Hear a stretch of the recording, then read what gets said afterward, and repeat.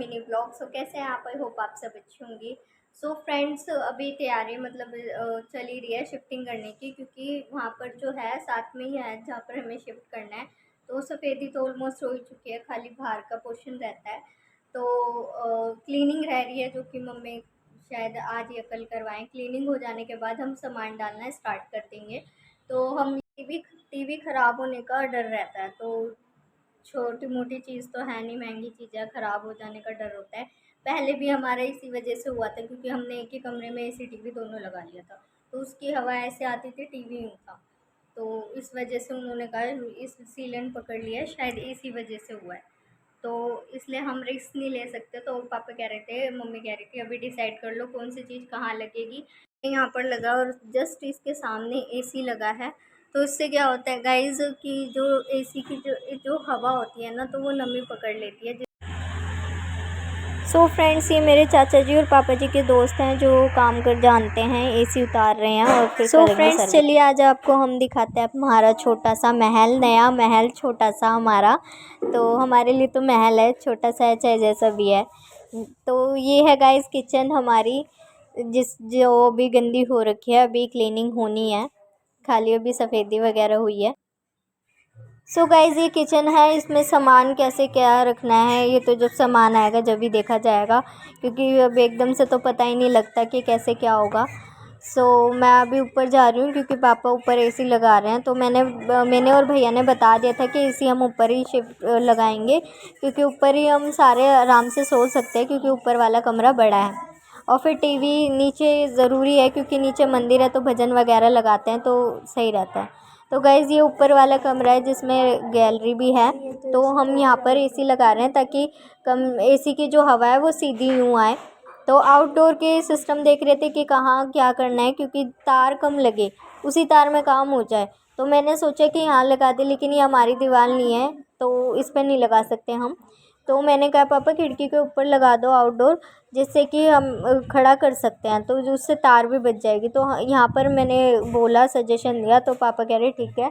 फिर उधर क्या है कि तार भी कम ही लगी, मतलब बच भी गई हमारी, अदरवाइज़ हमें मंगानी पड़ती। और एसी की तार जो है वो गज के हिसाब से कितनी महंगी मिलती है, आई थिंक गज के हिसाब से मिलती है, फुट के हिसाब से, सॉरी।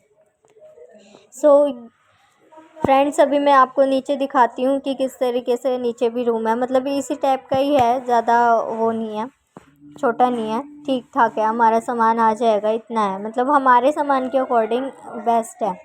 तो गाइज़, ये देखिए, ये है जो कि हम सोच रहे थे कि टीवी यहाँ पर लगाएं कि इधर लगाएं, यही सोच रहे हैं कि मैं कह रही हूँ यहाँ लगाओ, मम्मी कह रही नहीं पीछे की साइड। अब जब बेड आएगा तब डिसाइड होगा कि कौन सी चीज़ कहाँ लगनी है। और गाइज़, इसको बनाएंगे हम सिर्फ मंदिर वाला रूम, इसको सिर्फ हम मंदिर के लिए रखेंगे। अभी सफ़ेदी हो रही है थोड़ी बहुत, तो इसको सिर्फ हम मंदिर के लिए रखेंगे। इसमें सिर्फ फ्रिज होगा और मंदिर होगा और कुछ नहीं, मम्मी ने बोला था क्योंकि मंदिर जो है वो अलग ही होना चाहिए। तो इसलिए हम इसको लिविंग रूम नहीं बनाएंगे। हम सोच रहे थे लिविंग रूम बनाने के लिए, बट पापा ने कहा नहीं, मंदिर वाला कमरा अलग ही होना चाहिए। तो फिर हम गेस्ट को ऊपर ले जाएंगे या फिर सामने बिठा देंगे, अब क्या कर सकते हैं, जो भी है एडजस्ट तो कर ही लेंगे। तो ये भाभी के प्लांट्स हैं जो थोड़े बहुत रखे हुए हैं। पानी दिया एक बार सबको। सो गाइज़, देखो अभी मैं वहाँ से पापा को बता दूँ कि कैसे क्या करना है तार वार का। फिर इधर मैं बर्तन भी आधे धो के गई थी, मतलब आज धो ही रही थी, धोते धोते गई थी अंदर भी। सो गाइज़, अभी हमने कलश वगैरह कुछ भी नहीं रखा है, मतलब जो कलश वगैरह रखते हैं तो वो नहीं रखे हैं, क्योंकि अभी क्लीनिंग करेंगे तब। तो फ्रिज एसी हमने इसलिए करवा दिया क्योंकि पापा कह रहे इलेक्ट्रॉनिक चीज़ जो है बड़ी बड़ी, जैसे मुझे टाइम मिलेगा तो मैं करता रहूँगा, क्योंकि पापा की छुट्टी नहीं होती। से थक चुके हैं, मतलब 3:30 हो रहे हैं और मैं अब बैठी हूँ, सुबह से 6 बजे की उठी अब बैठने को मिला है। और अभी क्या पापा सोच रहे हैं कि धुलाई भी हम कर दें उसका वहाँ से। फ्रेंड्स, देखो मैंने कपड़े चेंज कर लिए हैं, क्योंकि पापा कह रहे हैं अब भी कर लेते हैं धुलाई। मतलब हम क्लीनिंग के लिए सोच रहे थे कि बाहर से बुलाएं। मम्मी ने हर जगह पूछ लिया, लेकिन कोई मिल ही नहीं रहा है क्लीनिंग के लिए। और वो इतना गंदा घर हो रहा है, क्योंकि सफ़ेदी हुई है ना, और वैसे भी वॉश बेसिन है, सिंक है, काफ़ी सारी चीज़ें हैं। और फिर कुछ सामान रखे हुए हैं जो कि हमें पहले उठा के ऊपर रख के आना है, उसके बाद धुलाई वुलाई करके फिर अपना सेट करना है। मतलब इतना गंदा है, मैं तो नहीं कर सकूँगी, लेकिन पापा ने कहा है कि हम ही कर लेते हैं जब कोई नहीं मिल रहा, ताकि टाइम से सामान हम डाल सकें। सो फ्रेंड्स, हम सुबह से ना सफाई में लगे हुए हैं। साफ़ सफाई में इतने सारे कट्टे थे, इतना कूड़ा था। मतलब हम बाहर से बुलाने वाले थे, लेकिन पापा कह रहे जब तक बाहर से तुम ढूंढोगे वो आएंगे। फिर कुछ सामान भाभी का भी रह रहा था, तो पापा कह रहे वो सैटरडे संडे आएंगे, क्योंकि उनकी छुट्टी सैटरडे संडे ही होती है। तो जब वो आएंगे उठाएंगे तो काफ़ी टाइम हो जाएगा, क्योंकि हमारा सामान भी काफ़ी है। 1-2 दिन में हमारा सामान आ नहीं पाएगा। तो इसलिए पापा कह रहे अभी हम ही कर लेते हैं। हमने कहा हम ही? पापा कह रहे हाँ। फिर पापा भी लगे हुए थे, तो जब पापा खुद ही अकेले लग गए तो हमने कहा पापा लगे तो हम भी लग जाते हैं। फिर हम सुबह से अभी हमें ये शाम हो गई, लेकिन भाई बहुत ज़्यादा गंदा था, बिकॉज भाभी जो है काम नहीं कर पाती थी हेल्थ इशू की वजह से। तो उन्होंने मेड रखी हुई थी, और मेड तो अपने तरीके से काम करती हैं। जिनके मेड होगी वो समझ सकते हैं कि वो कैसे काम करती हैं। तो बहुत ही ज़्यादा गंदा था। हमने एज ए टेम्परेरी काम तो कर दिया है, बाकी जब रेगुलर हमारी क्लीनिंग होती रहेगी तो ही साफ़ होएगा। तो फर्श वगैरह पूरा साफ कर दिया। सारे मलबे, इतने सारे कट्टे भरे हुए थे कि आप पूछो ही मत, कि जिसका सब जवाब ही नहीं है। यहाँ पर एसी वगैरह सब लग चुका है। सो फ्रेंड्स, ये भाभी के प्लांट्स है जो कि उनके रखे हुए हैं, जिसमें हम पानी देते हैं। तो हमने सामने रख दिए ताकि जब वो आएंगी तो अपने प्लांट्स ले जाएंगी, क्योंकि भाभी का चैनल है प्रीत गार्डन करके, तो वो बहुत केयर करती हैं। तो फिर हम उसमें पानी डाल देते हैं ताकि वो सूखे ना।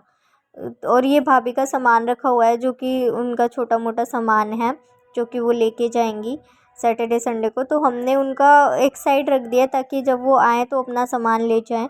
सारा उनका सामान एक साइड करके फिर हमने साफ़ सफाई करके फिर हम अपना रखेंगे। तो ये छोटी सी टांड है गाइस, इसमें भी भाभी का कुछ सामान रखा है। तो पापा कह रहे थे पूछ लेना, जो काम का होगा ठीक है, जो नहीं होगा तो हम क्लीन करके फिर इसमें हम अपना सामान डाल लेंगे। तो गाइज़ अभी हम कर रहे हैं यहाँ से धुलाई, क्योंकि ऊपर से धोते हुए हम लाए थे, मतलब छत वत धो दी थी, क्योंकि आंधी तूफान आया था। तो ये ओपनिंग एरिया है, ये गंदा हो गया था ज़्यादा। तो इसमें पत्ते वत्ते थे जो थे वो सब साफ़ कर रहे हैं। तो गाइज़ इधर हो रहा है अंधेरा, क्योंकि शाम हो गई हमें करते करते। मैं आपको दिखाती हूँ नीचे से भी कितना फैला हुआ है, क्योंकि हम धुलाई कर रहे हैं। तो अभी पापा ने वॉशरूम वगैरह धोया है, क्लीन करा है, और ये वाला कमरा क्लीन कर लिया है। हमने सर्फ डाल के अच्छे तरीके से टाइल धो दिया, लेकिन फिर भी ये थोड़ी सी काली है, पता नहीं क्यों साफ़ ही नहीं हो रही। सर्फ डाल के भी कर दिया। तो गाइज़ जो मंदिर वाली है उसमें मैंने सर्फ डाला तो वो एकदम से साफ़ हो गई। ये देखो, आपको भी शायद लग रहा होगा ये थोड़ी क्लीन है, क्योंकि इसमें मैंने डाला तो ये क्लीन हो गई, वो नहीं हो पाई। बट ये हो जाएंगी। पापा कह रहे रोज़ अगर आप झाड़ू पोछा करोगे तो साफ़ हो जाएगा, कोई दिक्कत नहीं है। मैंने कहा हाँ पापा, रोज़ करेंगे तो एकदम से तो होगा नहीं, धीरे धीरे सारा हो जाएगा। तो गाइज़ यहाँ पर भी है जो कि टाइलें पापा ने पोंछ दी थी। हेलो फ्रेंड्स, तो गाइज़ अभी मैं 9:30 हो रहे हैं अभी, और अभी मैं नहा धो के आई हूँ दोबारा से। मतलब इतनी मिट्टी थी, इतनी धूल थी कि मैं बहुत ज़्यादा गंदी सी हो गई थी। तो वैसे तो बैठ के खाना खाया नहीं जा सकता था। तो फिर मैंने पहले कहीं गई थी किसी काम से पापा के, फिर वो करने गई तो उस पर भी डांट पड़ गई किसी बात पर। तो वैसे ही मूड ऑफ हो गया। और फिर उसके बाद फिर मैं नहाई हूँ, और अब ये खाना लेके बैठी हूँ। ये खाने के लिए दाल है, और दाल काली दाल है और चावल है। नहीं,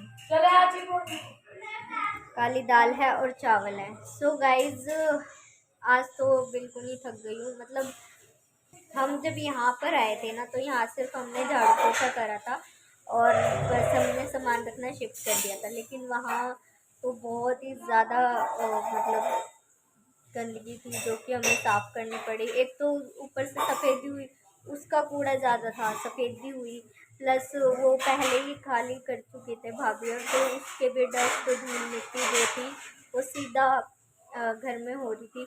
तो उस वजह से भी था, मतलब बहुत ही ज़्यादा गंदा हो रखा था। और बड़ी मुश्किल से, मतलब मम्मी बोल भी रही थी पापा को कि रुक जाओ, मैं किसी को ढूंढती हूँ, मैं किसी को ढूंढ लेती हूँ, वो कर देंगे क्लीनिंग। पापा कह रहे नहीं नहीं, मतलब पापा कह रहे नहीं कि कर लेते हैं, तुम कब ढूंढोगे, कब करोगे, 4 दिन रह गए, क्योंकि सामान भी ज़्यादा है। अगर एक दिन भी ऊपर चढ़ा तो ये बोलने लग जाएंगे। तो जो ये साथ वाले ये बोलने लग जाएंगे। तो वही है कि अपना हमने फिर इसी रीज़न से आज पूरा दिन लगा लिया। और मेरे को तो चलो कोई नहीं, हमारा तो इतना नहीं हुआ, हम तो फिर भी रेस्ट कर पा रहे हैं। अब हम रात में क्या करेंगे, सो जाएंगे। लेकिन पापा अब फिर नाइट ड्यूटी में गए हैं वहाँ पर, मतलब पूरा दिन वहाँ से ड्यूटी से आए, 10 बजे आए थे पापा। आने के बाद पापा ने पूरा एसी की फिटिंग वगैरह सब कुछ करवाई, और उसके बाद पापा वहाँ से चले गए थे, एसी की फिटिंग वगैरह कराई, और फिर वहाँ पर करवाने लग गए, उतरवाना, सर्विस करना, सब कुछ पापा ने करवाया खड़े खड़े। फिर पापा ने खाना भी नहीं खाया, खाना का टाइम निकल गया था। पूरे दिन पापा ने खाना नहीं खाया, ना चाय पी, ना कुछ करा। और उसके बाद पापा ने मेरे साथ धुलाई वुलाई सब करवाया, सारा काम करवाया, मतलब क्लीनिंग वगैरह सब करी पापा ने। वॉश बेसिन वगैरह वो सब पापा ने करा, मैंने नहीं करा। तो वो सब पापा ने धोए, सब कुछ करा। और उसके बाद पापा नहा धो के पूजा करके फिर पापा अपना नाइट ड्यूटी के लिए फिर चले गए। अब पापा को वहाँ रेस्ट थोड़ी ना करना पड़ेगा, वहाँ पर भी काम करना है। तो मतलब इतना सारा काम मैंने तो कुछ नहीं करा जितना पापा ने करा है। इस शिफ्ट करना कितना मुश्किल होता है, ये हर कोई नहीं समझ सकता। शिफ्ट करना कितना मुश्किल होता है, क्योंकि ये जो चीज़ है ना, ये वही समझ सकता है जो रेंटेड हाउस में रहता हो, जो रेंट पे ये वो चीज़ समझ सकते हैं। बार बार सामान उठाना, ले जाना, ये करना, ये सब बहुत मुश्किल होता है। मतलब बस यही उम्मीद है भोलेनाथ जी से कि भगवान जी हमारा भी जल्दी से अपना खुद का घर हो, जहाँ हम आराम से शिफ्ट, फिर शिफ्ट जब करते हैं ना हम, तो वो खुशी होती है कि हम अपने घर में जा रहे हैं। तो वो ये कि ये मेरी जो फीलिंग है ना, मतलब मैं एक्सप्लेन नहीं कर पा रही, लेकिन वो लोग समझ सॉरी, वो लोग समझ रहे होंगे जो रेंटेड हाउस में रहते होंगे। उनको मेरी सारी बातें आई थिंक उन तक मेरे पॉइंट पहुंच रहे होंगे कि मैं क्या कहना चाह रही हूँ। कि कितना मुश्किल हो जाता है कि एक रेंट हाउस में रहना, फिर सामान उठाना, ले जाना, ये बड़ा प्रॉब्लम करता है। तो मैं तो भगवान जी से ये प्रार्थना करती हूँ, भगवान जी हमारा नहीं सबका, मतलब एक छत तो सबको ही दो। मतलब हमारी है लेकिन उसमें हम रह नहीं सकते, वो इतना दूर है, अप डाउन नहीं हो सकता। मतलब वो है, उसका रेंट भी आता है, और वहाँ से उसका रेंट भी आता है, ऐसा नहीं है। वो भी अच्छा बना हुआ है, रेंट पे चढ़ा हुआ है, उसका भी रेंट आता है। लेकिन कुछ लोग ऐसे होते हैं ना जो कि बहुत बेकार होते हैं, मतलब कुछ समझते ही नहीं है। हम जो है कि मम्मी का जो हमारा सावदा में चढ़ा हुआ है किराएदार जो है, मतलब हम उन्हें कभी कभी तंग नहीं करा। वो कितने काफ़ी सालों से रह रहे हैं, तो मम्मी तो किराया भी लेने कभी महीनों भर पूछ के जाती है कि है, तो मैं चली जाती हूँ, नहीं है तो कोई बात नहीं। वो अगर उन पे होता है तो वो हाँ कर देती है, नहीं होता है तो मना कर देती है। 3-3 महीने, 4-4 महीने हो जाते हैं, मम्मी बोलती नहीं है। मम्मी कहती है मजबूरी में ही इंसान करता है, अगर किसी पे हो तो कोई नहीं चाहता कि अपने पास रखे। तो फिर वो थोड़ा थोड़ा करके, अगर इकट्ठा नहीं दे पाती क्योंकि ज़्यादा हो जाता है, तो वो थोड़ा थोड़ा करके दे देती हैं। तो मम्मी पापा कहते हैं कोई नहीं, मजबूरी होती है। मतलब वो हम वो चीज़ समझ सकते हैं क्योंकि हम खुद उस चीज़ को फील करते हैं, तो इसलिए हम ज़्यादा वो नहीं करते। ये है कि मैं मम्मी से कहती हूँ मम्मी फ़ोन पे मंगा लिया करो, पे फ़ोन पे आ जाएँगे। तो मम्मी कहती है नहीं नहीं, इस बहाने आना जाना भी हो जाता है मकान पे, वरना फिर वैसे तो स्पेशली तो जाया नहीं जाता। तो मम्मी कह रही इसलिए, तो फिर मम्मी खुद ही जाती हैं हमेशा। सो गाइज़, मेरा आज का ब्लॉग यही था। और प्रार्थना करो आप सब भी कि जल्दी से हमारा भी अपना घर हो, और फिर इतनी धूमधाम से हम उसमें एंटर करें कि बस पूछो मत। तो गाइज़, इस ब्लॉग को मैं यहीं पर ही एंड करती हूँ। आई होप आपको अच्छा लगा होगा। अगर अच्छा लगा हो तो प्लीज़ लाइक करना, सब्सक्राइब करना, and thank you so much for watching.